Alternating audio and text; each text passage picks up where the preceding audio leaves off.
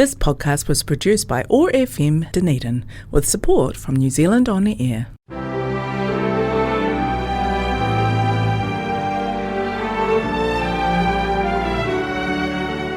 Hello and welcome to Heritage Matters, a program brought to you by the Southern Heritage Trust and sponsored by Heritage New Zealand.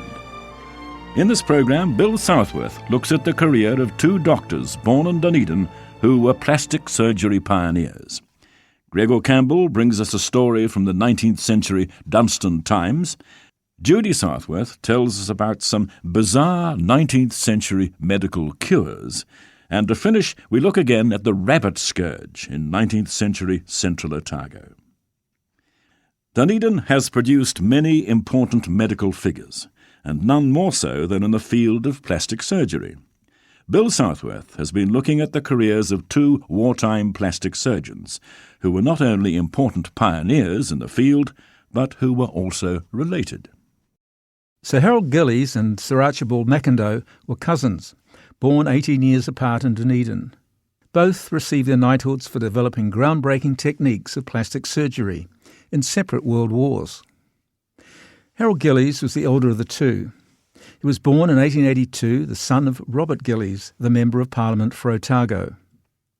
After secondary education in New Zealand, he studied medicine at Cambridge University in England, specialising in ear, nose and throat surgery. He then joined St Bartholomew's Hospital in London and soon became a lecturer in plastic surgery at the hospital's medical school. When World War I broke out, he joined the Royal Army Medical Corps and, after service in France, he joined the facial injury ward at Aldershot. He soon saw the need for a much larger unit and persuaded the authorities to set up a unit at Sidcup.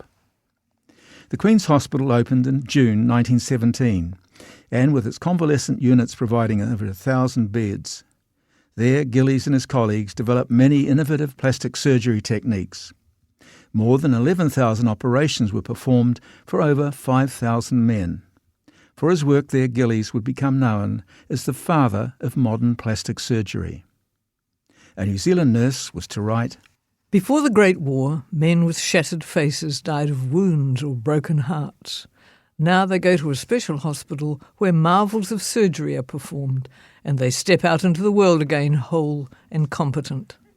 The Commandant at Sidcup, I was flattered to discover, is a New Zealander." Harold Gillies pioneered ways of dealing with bad burns. He noticed that a soldier patient had trouble sleeping. His eyelids had been burnt off. To fix this, he came up with a revolutionary technique for making eyelids from skin grafts. It was simply one of the many innovative things he did there. Now that I can look about, I see how wonderful the work that has been done here to damaged heads. One man had absolutely no chin. It had all been shot away. But he's now been all fixed and is quite presentable. Another has a nose made out of one of his ribs, and he declares it is now better than the original. An English nurse summed up Gillies' bedside manner. "Don't worry, Sonny, you'll be all right, and have as good a face as most of us before we're finished with you," Captain Gillies would say.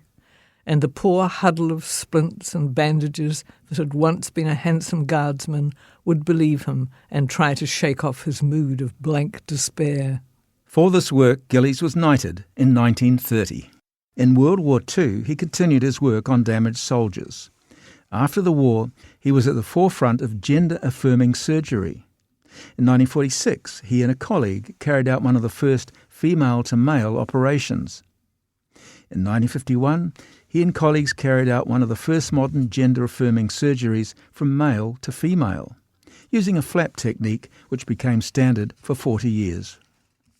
At Cambridge University in 2015, Gonville and Caius College built 12 houses and named the road Gillies Close.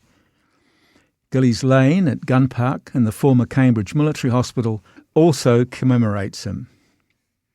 In 1930, his cousin Archibald Macindoe arrived in London, and the two linked up as colleagues when Gillies, who was 18 years older and more advanced in his career, offered Archibald a surgery job at St Bartholomew's Hospital.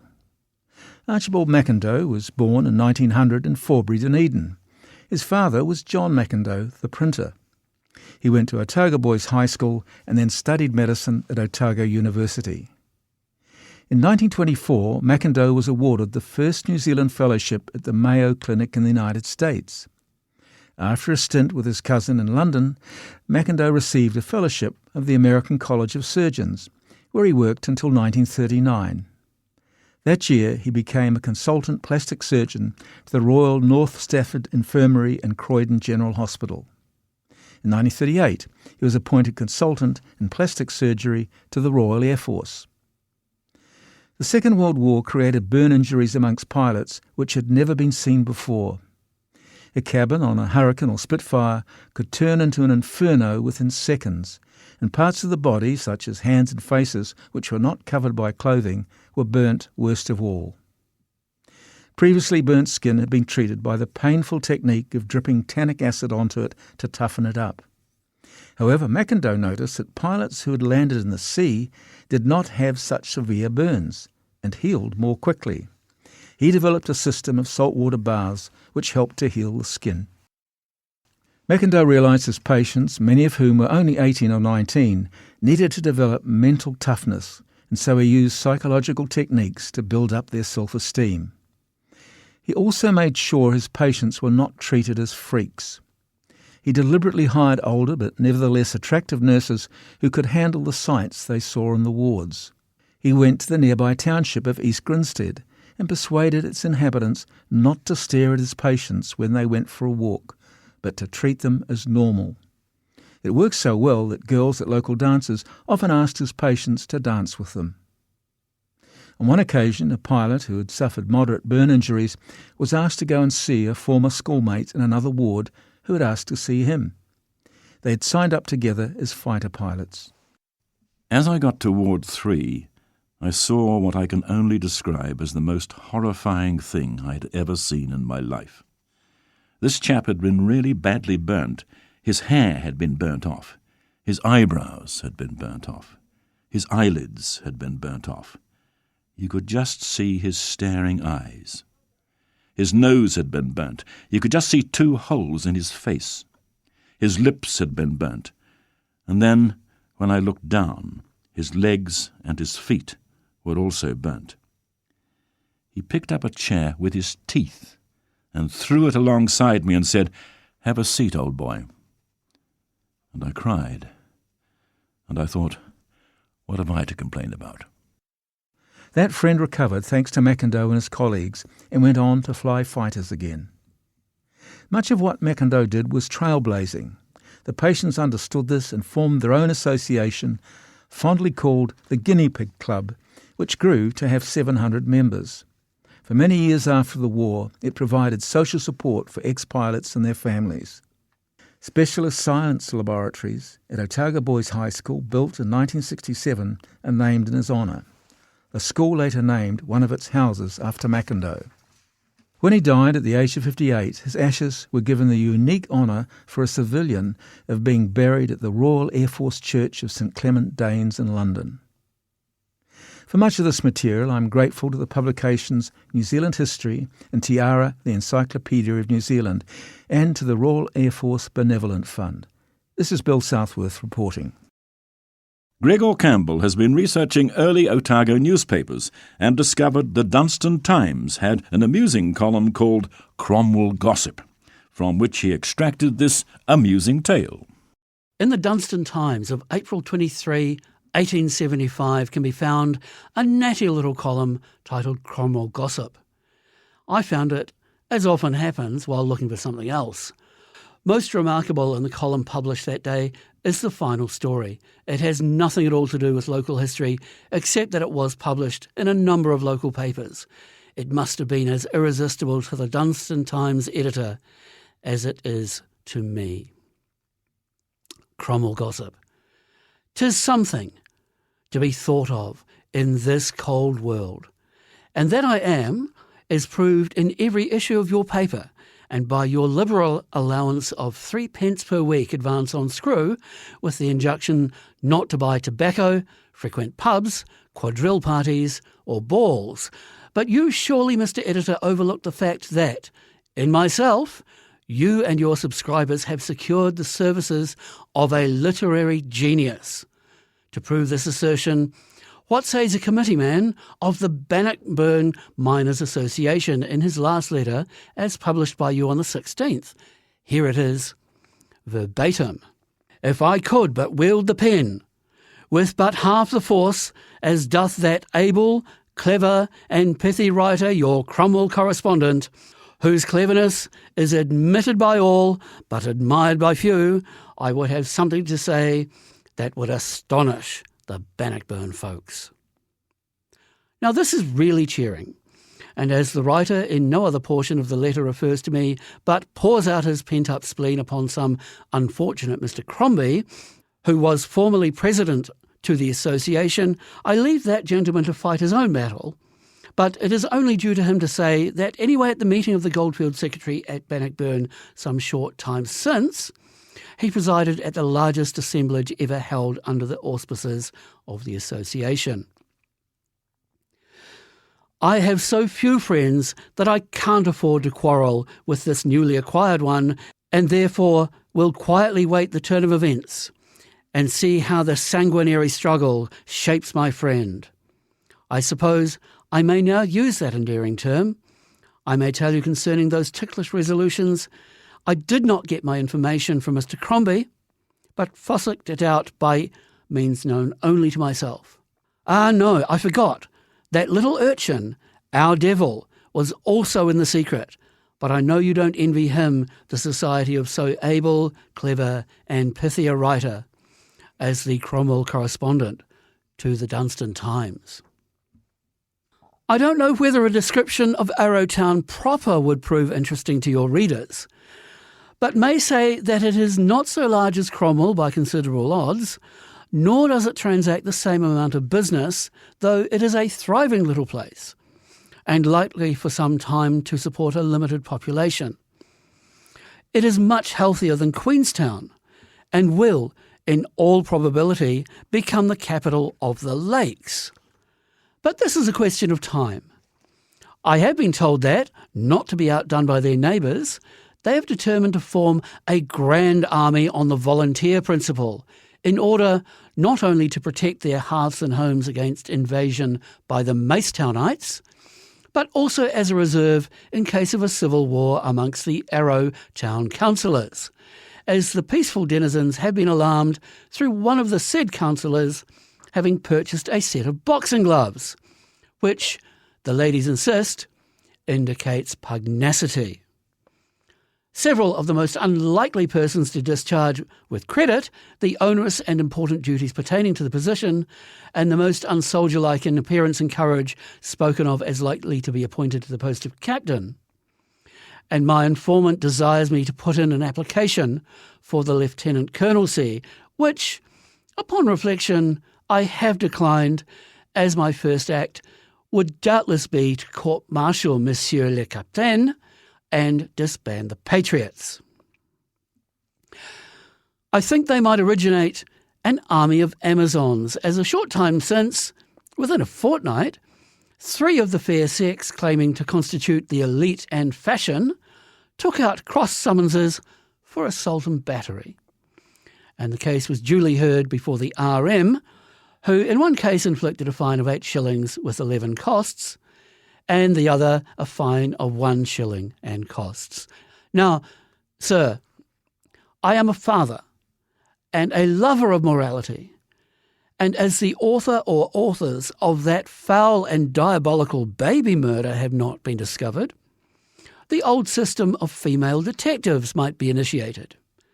My youngest daughter is very much concerned about the matter, and as I'm a kind, stupid, good old father, I've promised never to let the subject of the history of that little defunct darling of Barracuda Shaft, Arrow, rest until every lawful means to bring the culprits to justice have been tried. And I know the mothers of the Arrow will applaud the resolution. An employee in the French courts, says the Semaine des Familles, asked half a dozen friends to dinner and gave them choice edibles, exquisite wines, served with all desirable appurtenances in plate and crystal. But there was something in the steelware which shocked everybody like a false note in music. The joints were carved with a butcher's knife, the partridge with a hunting knife, the guests were provided with dagger knives, and the dessert was helped with a razor. When an explanation was at length asked, it turned out that the host had collected the cutlery during 30 years of connection with criminal affairs, and that every article represented an assassination which had been dealt with during that period. The explanation ended the reunion, much to the surprise of the collector, who had intended to give his friends a treat. And I am the well-treated Gregor Campbell for Heritage Matters. Nowadays, when we have a question on how to do just about anything, we type the question into Google for an answer. Judy Southworth looks at some of the advice sources available in earlier times. The Google search site was started in 1998. Before that, we relied on the advice of friends and family or visited a library. Some homes had a publication of household advice, often referred to as a compendium. These books contained information on dances, games, training and treating animals, diseases, anatomy, gardening, surgery, and so on. Some of this advice is still applicable today, but some were unusual and even downright dangerous. From an early 19th century compendium comes the following. To improve eyelashes or restore them when lost by disease, cut off their forked gossamer points and anoint them with 2 parts of nitric oxide and mercury to 1 part lard. Apply twice a day, washing after with warm milk and water.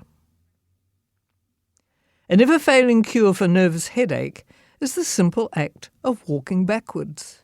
10 minutes is usually enough, however. It may require more than 10 minutes if one is very nervous. If a person is struck by lightning, immediately strip the body and throw buckets full of cold water over it for 10 or 15 minutes. Foods were often adulterated, an example being coffee, which could contain roasted grains, roots, acorns, sawdust, burnt sugar, and baked horses' and bullocks' livers. During the 1665 plague in London, school children were told to smoke cigarettes, which were thought to be a disinfectant. Similar thoughts may have been behind attempts to resuscitate drowned victims by dragging them from the Thames, stripping them, and using an enema to blow smoke into the person, often with bellows. A 1653 publication recommends peacock dung for convulsions and powdered earthworms for jaundice. In ancient Greece and Rome, drinking urine was a popular treatment for a range of ailments. Ancient Egyptians also used a paste of dead mice to treat coughs, toothache, and other ailments. Drilling a hole in the head was thought a reasonable way to treat pain and neurological issues. This shocking practice was continued until the early 1900s. And then there's the tapeworm diet.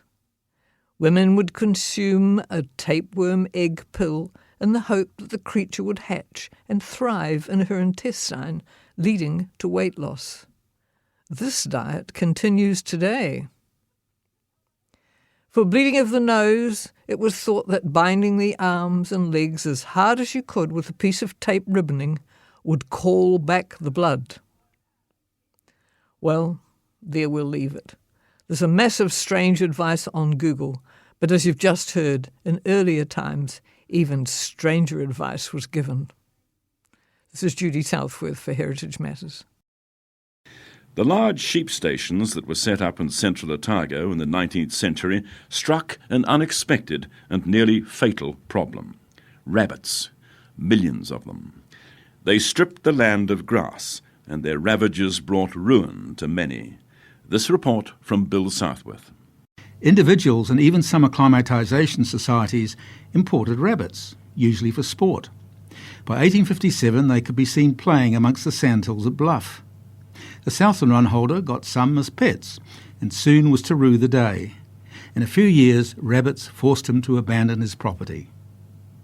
By 1875, the rabbits, which were from Spain and Portugal and thus acclimatised to dry areas, were established in Central Otago.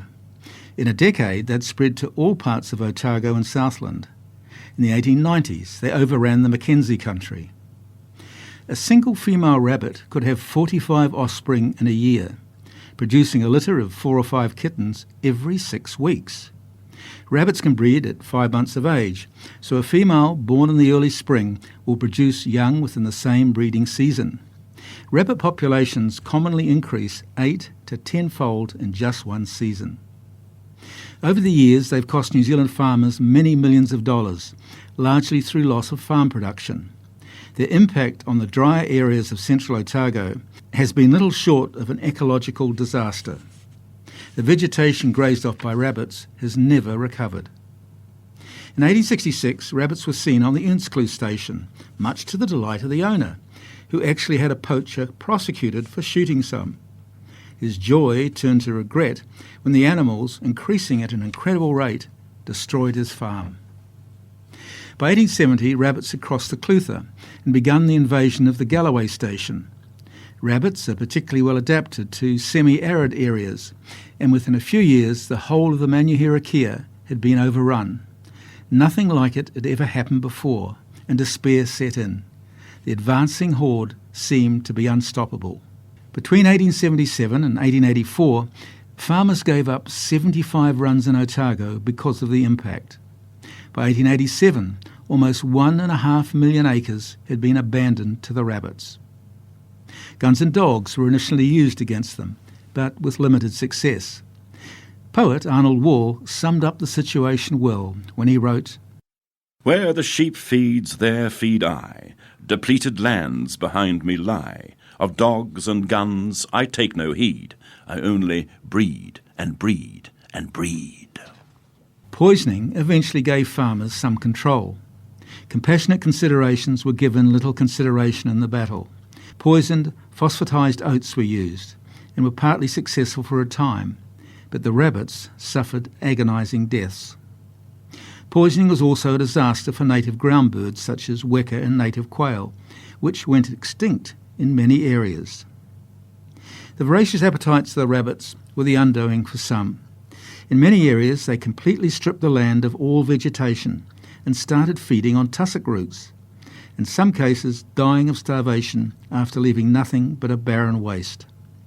Rabbits have been known in extreme cases of starvation to survive by eating their own faeces and extracting what nourishment remained there. The bigger sheep stations hired a small army of men to shoot and poison the rabbits. In 1882, it was reported that 45 men were employed on the Ardgour station, rabbiting, and other stations employed a similar number of men. According to an article by Robert Pedden in Tiara, the Encyclopedia of New Zealand, at Kawarau Station near Cromwell, rabbiters took 244,000 rabbit skins in 1884 and 283,000 in 1885. Because of this infestation, the productivity of the station fell dramatically. The number of lambs birthed per ewe fell from 70% to 45%. Mount Nicholas Station at Lake Wakatipu carried 20,000 sheep through the 1870s, but rabbits ate out the feed, and by 1888 the flock was reduced to 2,000. At the North Station at the head of Lake Wakatipu, John Buttermont had 37,000 sheep in 1880. Rabbits grazed out the vegetation where he wintered his flock, and in 1886 he was forced to drop his sheep numbers to 17,600. The following year he was bankrupted. The mortgagor could not find a purchaser for the leases, so they were abandoned. Finally, in 1876, the government tried to deal with the problem. It passed the Rabbit Nuisance Act, which empowered local bodies to strike a special rate to deal with the rabbits. Even the introduction of natural enemies was tried. In 1888, 200 pheasants were delivered at Taurus. It's doubtful whether they made much difference to the rabbit numbers, but they certainly created havoc amongst the chicken flocks and local bird life. Rather than poisoned oats, poison phosphatised wheat bran called pollard proved to be much more effective. As the Matara Ensign reported on February the 19th, 1895, At Wednesday's meeting of the Tuapeka Farmers' Union, the President stated he had prepared and used a quantity of the pollard poison, finding that the rabbits took it greedily and that it was very deadly in its effects. He was fairly surprised at the number of dead rabbits he picked up after putting down a small quantity of the preparation. He found that young rabbits, which seldom touched the phosphorized oats, took the prepared pollard very readily. It was an advantage to make the baits as small as possible. He would certainly advise farmers to give the preparation a thorough trial, for he was sure they would be well satisfied with the results. pollard helped to turn the tide. By 1900, the worst plagues of rabbits in Central appear to have been beaten, at least in the meantime. For much of this material, I am grateful to Geoffrey Duff for his book, Sheep May Safely Graze, the story of Morven Hill Station in the Taurus district, and to Tiara, the Encyclopedia of New Zealand. This is Bill Southworth reporting. The award-winning Heritage Matters is broadcast on the first Monday of each month at 9:30 a.m. and replayed on the following Sunday at 7 p.m. There are further replays on the third week of the month, Thursday at 1 p.m. and Sunday at 7 p.m. Or you can listen as a podcast from the Otago Access Radio website at oar.org.nz.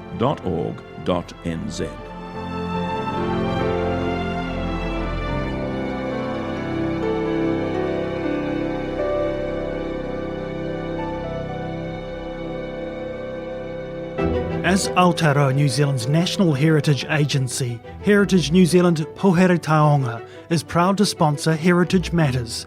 Celebrate our heritage by becoming a member to visit more than 20 heritage places we care for across the motu for free. You'll receive a subscription to our award-winning magazine, exclusive member events, and free or discounted admission to over 1,000 international heritage places. Support the heritage of Aotearoa New Zealand. Check out visitheritage.co.nz. This podcast was produced by OAR FM Dunedin with support from New Zealand On the Air.